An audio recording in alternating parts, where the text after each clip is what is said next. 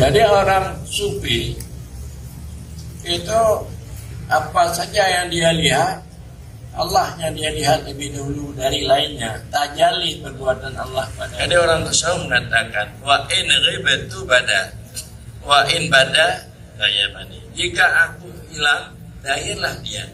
Jika dia dahir, hilanglah alamatnya. Diceritakan mengenai surga seolah-olah dia telah masuk surga. Diceritakan mengenai neraka seolah dia telah melihat neraka.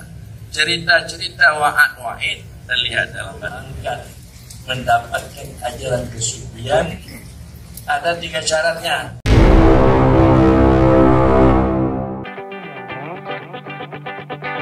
Supaya kita dapat berzikir dengan duk sampai ke tingkat fana aja teringat lainnya. Dan begitu salat aja teringat lainnya. Itu sufi. Sufi ini maknanya tidak berpisah-pisah dengan Allah, bersih daripada bercerai. Itu sufi. Sebagaimana Allah berfirman di dalam Al-Quran Karim, innaka laminal mustaqim. Sesungguhnya engkau Muhammad orang yang kami pilih. Sufi yaitu bersih daripada berpisah, berkumpul dengan Allah. Orang-orang yang dapat berkumpul dengan Allah, orang-orang yang tidak teringat kepada rasam wujudnya. Makna rasam wujudnya dia tidak teringat kepada tubuh dan nyawanya, hilang hanya Allah semata. Orang telah mendapat cahaya asma dan sifat, apalagi kalau dia sudah mendapat cahaya dan itu sufi. Jadi kalau kita ingin untuk mengangkat mendapatkan ajaran kesufian ada 3 syaratnya. Jadi pemuda-pemuda kita nanti supaya diminta ya pada Pak Gunawan di UI untuk mengajarkan supaya dapat ilmu kesufian dan pemuda kita menjadi orang sufi. Pertama ilmunya yang dimaksud kita dapat ilmu untuk menjalankan syariat Rasul. Bagaimana ilmu untuk mendapatkan syariat Muhammad Sallallahu Alaihi Wasallam? Kita paham akidah, keimanan, kita paham hukum syara, perintah dan larangan, juga kita paham nafsu dan sifat-sifat nafsu, mana yang baik, mana yang tidak baik, dan paham kita bagaimana menghilangkan sifat-sifat yang tidak baik.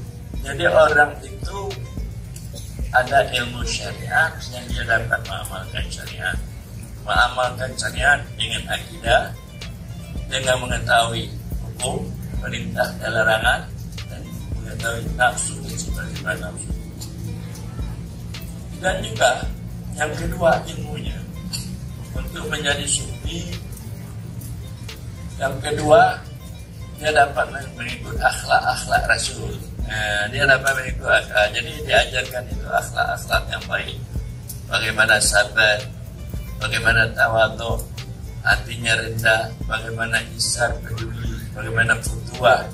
Maknanya dapat melihat hak-hak orang, melupakan hak-hak dirinya, kelebihan orang.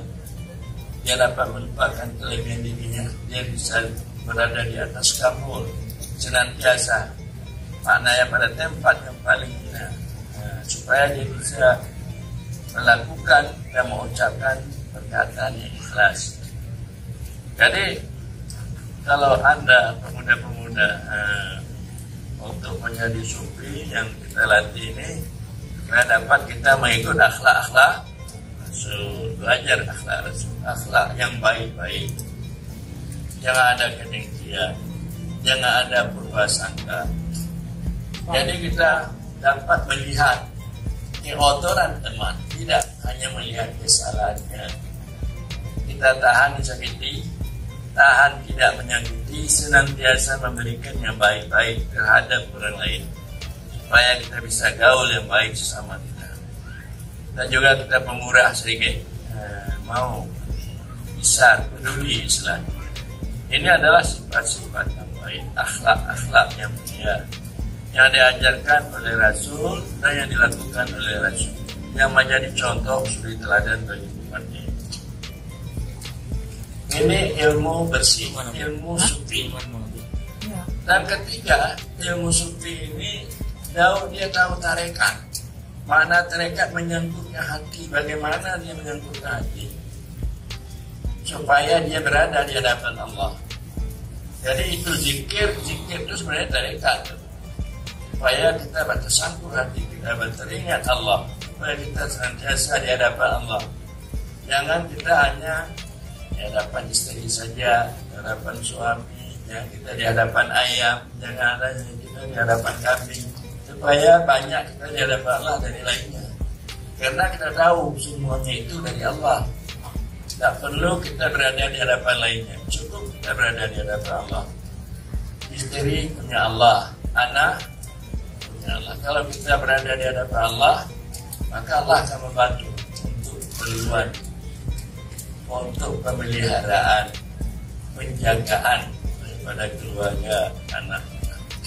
Itu tarekat. Jadi menyangkutkan hati itu tarekat. Tarekat itu menyangkutkan hati supaya kita tersambung dengan Allah, maka itulah perlu ada zikir, tarekat. Dan juga ilmu yang bersih, ilmu bagaimana untuk menjalani tarekat, supaya kita sampai kepada ahad kita, supaya bisa kita sampai kepada Tuhan yang Maha Esa, ingatan hati kita. Itu menjalani tarekat. Sebenarnya Tuhan yang Maha Esa ini adalah ajaran kesucian yang digagas oleh yaitu orang-orang pendahulu kita menggagas Tuhan yang Maha Esa. Berarti merupakan itu makrifat tauhid irfani, atau dikatakan makrifat tauhid hakiki. Jadi makrifat tauhid irfani, makrifat tauhid itu beda dengan makrifat tauhid kalam. Belajar kita supaya 20 akidah untuk membedakan antara yang baru dengan yang tadi.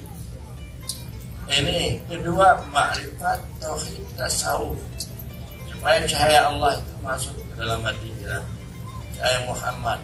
Karena kita selalu teringat Allah dan Muhammad, maka terlihat kasih sayang Allah, kasih sayang Muhammad di dalam hati kita. Kemudian juga terakhir, makrifat tauhid kawas.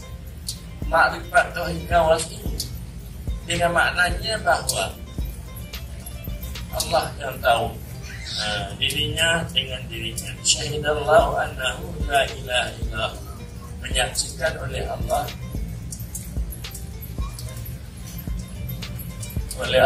akannya Allah, tidak lainnya. Karena makrifat tauhid kawas kawas yaitu yang bersih, makrifat itu daripada bahari. Bukan kita lagi yang memarifatnya Allah, mengetahui Allah, tetapi Allah mengetahui Allah, dirinya dengan dirinya, Tuhan yang Maha Esa.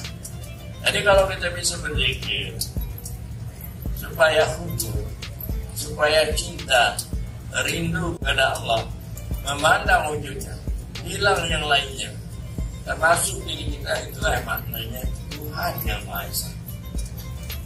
Jadi agar supaya hilang ananiyah, keakuan di dalam batin kita, hilang syirik kafir, syirik yang tersembunyi di dalam batin kita. Jadi itu adalah harus dengan berzikir. Karena tasawuf mengatakan wadkur rabbaka idza nasita, berzikirlah oleh engkau, ingatlah engkau akan Tuhan engkau apabila engkau lupa selainnya Tuhan. Kita mengingat Tuhan supaya lain Tuhan itu hilang dalam ingatan kita. Kalau kita mengingat Allah tapi yang lain teringat, ini ingatnya itu belum penuh. Jadi kita harus wadkur rabbaka idza nasita. Jadi tafsir dicari, ingat olehmu akan Tuhanmu apabila engkau lupa selain Tuhan. Selain Tuhan kita. Kalau kita teringat juga selain Tuhan, kita teringat Allah, teringat kita, ini dua yang tempat kita ingat. Jadi itu tidak tahu di mana. Tidak ada istilahnya Tuhan yang Maha Esa. Jadi kita mengharapkan supaya pemahaman makrifat sufi ini, makrifat tauhid sufi ini kita akan angkat. Jadi orang tidak bangga dengan ilmunya, orang tidak bangga dengan pangkatnya, orang tidak bangga dengan kedudukannya. Sebab pangkat kedudukan itu semua datang dari Allah Subhanahu wa Ta'ala. Jadi itu maksudnya zikir sufi. Jadi ilmunya pertama bagaimana kita tahu dan dapat mengamalkan syariat Rasul, akhlak Rasul, tarekat Rasul, dan menjalani tarekat sampai kepada ahadi dan mana lainnya hanya Allah termasuk. Itu satu ilmunya. Dan kedua ada hal. Hal itu adalah cahaya yang datang dalam hati. Cahaya ilmu itu masuk ke dalam hati. Cahaya akidah itu masuk ke dalam hati. Jangan akidah itu hanya di kepala. Jangan akidah itu hanya diterima oleh akal yang di kepala kita. Akidah itu harus masuk ke dalam hati kita. Dengan makna bahwa tajalliha Allah. Waktu orang menyebut Allah, terlihat dia sifat kebesaran, sifat kebagusan Allah, sehingga dia merasa takut bahwa Allah sangat dekat dengannya, terlihat di dalam hatinya. Makanya inilah Al-Quran mengatakan innamal mu'minuna alladzi idza dzukirallah wajilat qulubuhum. Hanya saja orang yang beriman apabila disebut Allah gemetar hatinya, karena tajalli Allah. Jadi para hadirin sekalian, di samping ilmunya halnya, hal itu terjali keberadaan Allah dalam batin kita, sehingga bisa membawa lupa kita kepada lainnya Allah, dan juga lupa kita kepada diri kita. Itu halnya. Jadi orang sufi itu apa saja yang dia lihat, Allahnya dia lihat lebih dulu dari lainnya. Tajalli perbuatan Allah pada kayu, tajalli perbuatan Allah pada ayam, dan semua. Karena itu semua adalah bekas perbuatan Allah. Istri kita bekas perbuatan siapa dong? Allah. Suami, anak kita bekas perbuatan siapa? Mana ada bekas perbuatan saya? Ada. Bekas perbuatan Allah. Tajalli. Para hadirin hadirat sekalian, kalau sudah ada istilahnya ilmunya dan halnya, kemudian ada istilahnya bersih ittisal. Bersih itu sangkutan hubungan bersih. Kita yakin semua bahwa alam semesta ini bekas perbuatan Allah. Bekas perbuatan itu adalah terkait dengan perbuatan. Kalau tidak ada perbuatan, maka mana ada bekas. Perbuatan itu menyangkut dengan sifat. Kalau tidak ada sifat, tidak bisa untuk berbuat. Namanya kudrah iradah Allah. Kalau tidak ada kudrah iradah Allah, ada apa? Tidak dapat berbuat. Jadi perbuatan itu menyangkut dengan sifatnya. Namanya ada kekuatan, itu sifat. Kekuasaan itu sifat. Kalau ada kekuasaan, kekuatan, baru kita bisa memperbuat. Jadi perbuatan itu tersangkut dengan sifatnya. Sifat itu berdiri pada zatnya. Jadi sifat dia tidak bisa berdiri sendiri, dia berdiri pada zatnya. Bersih ittisal dengan pengertian hilang perbuatan kita dengan perbuatan dalam perbuatan Allah. Berarti sudah menyambung itu perbuatan kita dengan perbuatan Allah. Kalau masih teringat perbuatan kita, belum lagi menyambung dengan perbuatan Allah. Bagaimana kita untuk mendapatkan perbuatan Allah? Hilang perbuatan kita. Bagaimana supaya menyambung sifat kita dengan sifat Allah? Hilang sifat kita, hanya sifat Allah. Itu maksudnya bersih bersambung. Jadi bersih bersambung, hilang perbuatan kita, zahir perbuatan Allah. Hilang sifat kita, zahir sifat Allah. Hilang wujud kita, zahir wujud Allah. Jadi orang tasawuf mengatakan wa in ghibtu bada, wa in bada ghayabani. Jika aku hilang, dahirlah dia. Jika dia dahir, hilanglah aku. Jadi bagi orang sufi, apa-apa yang diceritakan dalam Al-Quran dan Hadis sebagai wa'ad nyata terlihat dalam hatinya. Diceritakan mengenai surga seolah-olah dia telah masuk surga. Diceritakan mengenai neraka seolah dia telah melihat neraka. Cerita-cerita wa'id terlihat dalam hatinya. Maka dia ini adalah sebagai madhar. Madhar artinya tempat dahir perbuatan Allah. Tempat dahir perbuatan Allah, inilah dirinya dan perbuatan dirinya. Ini sufi. Jadi orang sufi, orang senantiasa dia tidak berpisah-pisah dengan Allah.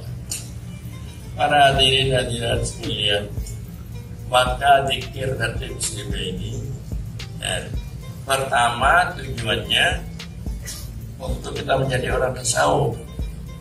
Tasawuf artinya bersih hatinya daripada sifat-sifat nafsu yang jelek. Jangan ada pada hatinya itu sifat dengki, sombong. Kemudian zikir itu untuk bersih dia dari wujudnya, supaya dia itu tidak ada terlihat perbuatan dan sifatnya dan wujudnya, hanya nyata perbuatan Allah dan sifat Allah dan wujudnya.